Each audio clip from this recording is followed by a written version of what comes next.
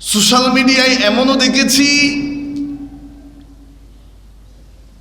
নির্বাচনের প্রচারণায় গেল ভোটের জন্য, সাধারণ মানুষের পা ধরে আছে, আমার একটু দেখবেন। আমি দেখে আশ্চর্য হয়ে গেলাম। প্রথমে চিন্তা করলাম আসলে কি এটা এআই দিয়ে বানাইছে নাকি এটা আসলে সত্যিকারের রিয়ালিটি মূল ভিডিও। অনেকক্ষণ দেখার পরে দেখলাম এটা আসলেই এআই দিয়ে বানানো নয়, কেউ আবার এটা কোনো একটা ভিডিও আকারে বানাইছে তাও নয়, এটা আমাদের দেশের বাস্তবতা।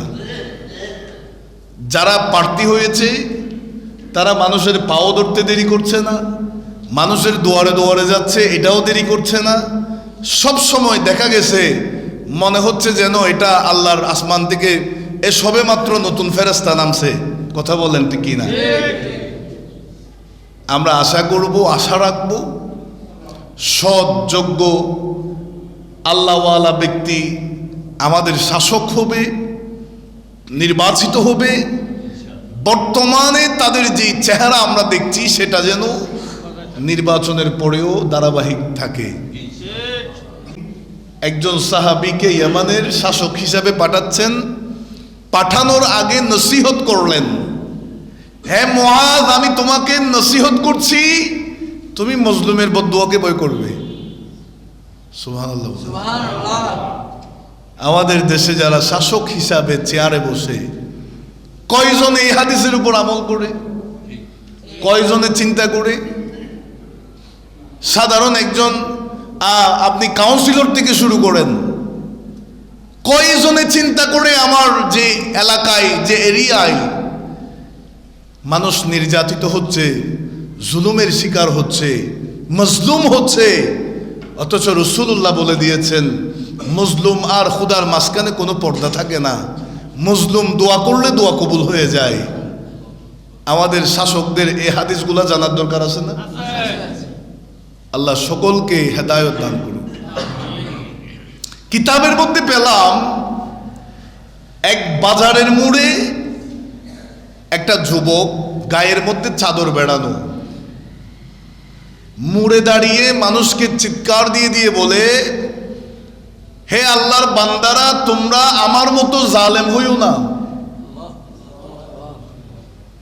একবার ডাক দিল, হে দুনিয়ার সকল মানুষেরা তোমরা শোনো, আমি যুবক তোমাদেরকে আহ্বান করছি, আমার মতো জালেম হইও না। সবাই যার যার মতো করে কাজের মধ্যে ব্যস্ত, মানুষ পাগল মনে করছে। একটা মানুষে ওই যুবককে ফলো করছে। একদিন দেখলো যুবকটা বাজারের মোড়ে দাঁড়িয়ে বলছে আমার মতো জালেম হইও না। দ্বিতীয় দিন আবারও দেখলো সে বলছে আমার মতো জালেম হইও না। তৃতীয় দিন আবারও দেখলো একই যুবক, গায়ের চাদর মোড়ানো, সেই যুবক মানুষকে বলছে আমার মতো জালেম হইও না। ওই যুবকের কাছে গিয়ে জিজ্ঞেস করলেন, ও আল্লাহর বান্দা যুবক, কি এমন অপরাধ করেছো, কি এমন জুলুম করেছো যে তোমাকে দেখলাম প্রতিদিন নিজেকে জালেম হিসেবে দাবি করছো, মানুষের মাঝে বলছো আমার মতো জালেম হইও না। চিৎকার দিয়ে বলি না সুবহানাল্লাহ। ওই যুবককে এই কথাটা জিজ্ঞেস করা মাত্র চোখের পানি ফেলে দিল।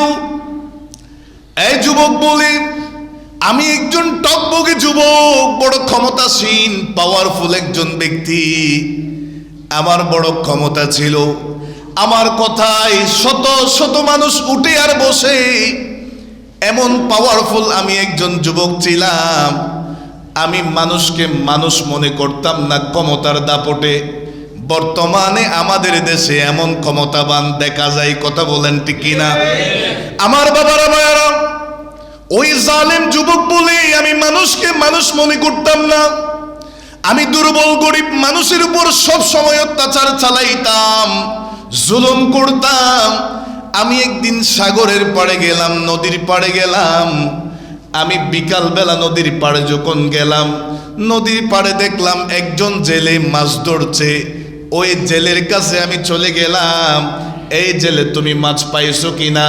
সেই বলে আমি গত 2 দিন ধরে, আজকে সহ 3 দিন আমি কোনো মাছ পাই নাই, একটু আগে একটা বড় মাছ পাইলাম নদীর মধ্যে।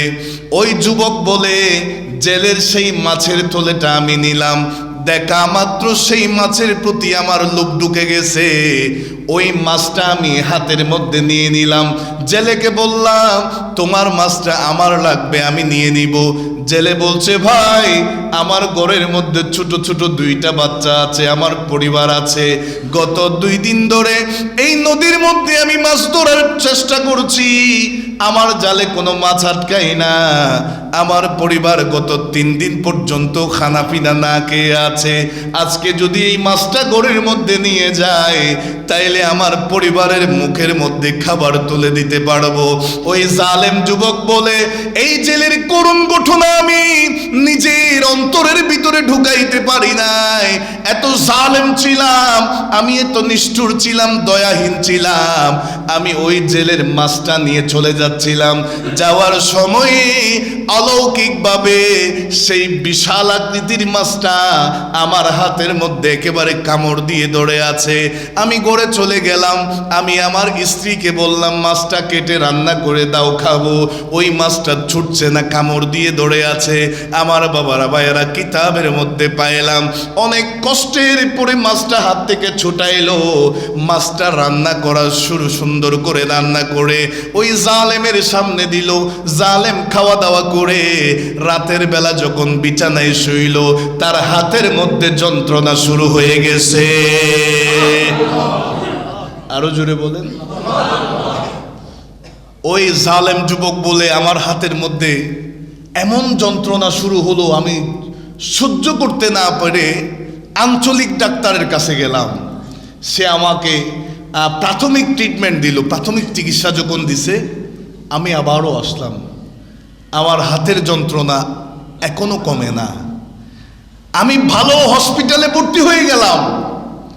ডাক্তার আমাকে বলছে, আপনার হাতের বৃদ্ধাঙ্গুলিতে পছন্দ রয়েছে, যদি আপনি হাতের এতটুক পর্যন্ত কেটে না ফেলেন তাইলে আপনার পুরা বডিতে পছন্দ হবে। এখন আমি নিজেকে বাঁচানোর জন্য হাত এতটুক পর্যন্ত কর্তন করে ফেললাম। সবকিছু ঠিক হলো, আমি বাসায় গেলাম, দেখলাম আমার হাতের যন্ত্রণা আবারও শুরু হয়ে গেল। ওই যুবক বলে, আমি আবারও ডাক্তারের কাছে গেলাম। ডাক্তার বলছে কুনুই পর্যন্ত কেটে ফেলতে হবে। সেই জালেম যুবক বলে, আমি ব্যথা সহ্য করতে না পেরে আমি আবারও হাত কুনুই পর্যন্ত কেটে ফেললাম। অনেক দিন চিকিৎসার পরে ঘরে আসলাম, আবারও সেই ব্যথা আমি আর সহ্য করতে পারছি না। গেলাম ডাক্তারের কাছে।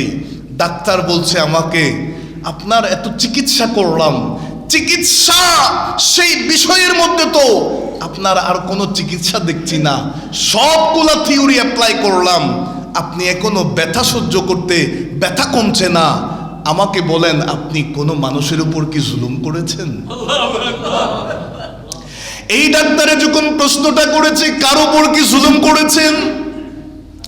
ওই জালেম যুবক বলে, আমার তো মনে পড়ে গেছে সেই নদীর কিনারায় জেলের কথা। আমি আর দেরি না করে আবারও নদীর কিনারায় চলে গেলাম, মানুষের কাছে খবর নিলাম। আমি চলে গেলাম জেলের কাছে। ও জেলে, আমি তোমার কাছে আসলাম, তুমি কি আমাকে চিনতে পারছো নি? জেলে বলে, চিনবো না কেন? তুমি তো সেই যুবক, তুমি তো সেই জালেম যে কিনা আমার পরিবারের মুখের সামনে থেকে খাবার কেড়ে নিয়েছো। আমার সন্তানেরা 3 দিন ধরে উপোস ছিল, তোমার কারণেই তারা খাবার খাইতে পারে। তুমি আমার পরিবার থেকে রিজিক কেড়ে নিয়েছো। তুমি তো বড় জালেম, বড় অত্যাচারী। এই যুবকটা বলে, ও জেলে, আমি তোমার কাছে জানতে চাই, তুমি আল্লাহর কাছে কি বদদুয়া করেছো আমাকে বলো। ওই জেলে বলে, তুমি যখন আমার কাছ থেকে মাছটা কেড়ে নিয়েছিলে, আমি সেই দিন সন্ধ্যাবেলা ঘুরে গেলাম, আমার ছোট্ট ছোট্ট মাসুম 2টা শিশু খিদার যন্ত্রণায় সহ্য করতে না পেরে আমাকে এসে বলে, বাবা চোখের পানি ছেড়ে দিয়েছে, বাবা গত 2 দিন যাবত কিচ্ছু খায় নাই, আজকেও 3 দিন হয়ে গেল, আজকেও কি কোনো খাবারের ব্যবস্থা করতে পারেন নাই। আমার স্ত্রী চোখের পানি ছেড়ে দিয়ে কান্না করে করে বলে, স্বামী আজকেও কি সন্তানদের মুখে কোনো খাবার দিতে পারবেন না?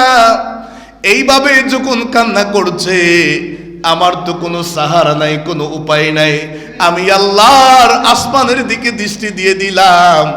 ও আল্লাহ, তোমার দিকে আমি দৃষ্টি দিয়ে বলছি, আল্লাহ, যে জালেমের কারণে আমার সন্তানরা অনাহারে আছে, যে জালেমের কারণে আমার এই ছোট্ট ছোট্ট মাসুম বাচ্চারা যাদের রিজিক কেড়ে নিয়েছে, ওই জালেমের বিচার তুমি আল্লাহর দরবারে দিয়ে দিলাম, ওই জালেমের বিচার তোমার আদালতের মধ্যে দিয়ে দিলাম। এইভাবে যখন আমি আসমানের দিকে তাকাইয়া চোখের পানি ফেলে ফেলে আল্লাহর দরবারে দিয়েছি, ওই জালেম যুবক বলে, ও আল্লাহর বান্দা জেলে এইভাবে নিজের চাদরটা খুলে দিয়েছে, একটা হাত আছে আর একটা হাত এতটুকু কাটা দেখলো। ওই জালেম যুবক বলে, ও আল্লাহর বান্দা, আমি তোমার কদমে পড়ি, আমাকে মাফ করে দাও, আমাকে ক্ষমা করে দাও।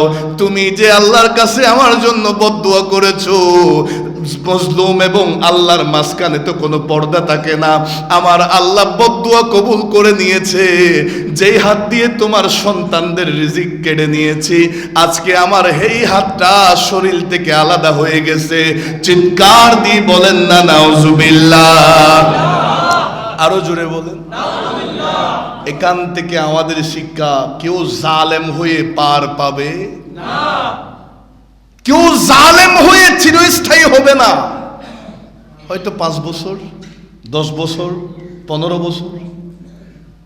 সুতরাং আল্লাহর কাছে আমরা দোয়া করব, জালেম নয়, আল্লাহ আমাদেরকে মুসলিম হিসাবে কবুল করুন। আমিন। আরো জোরে বলুন।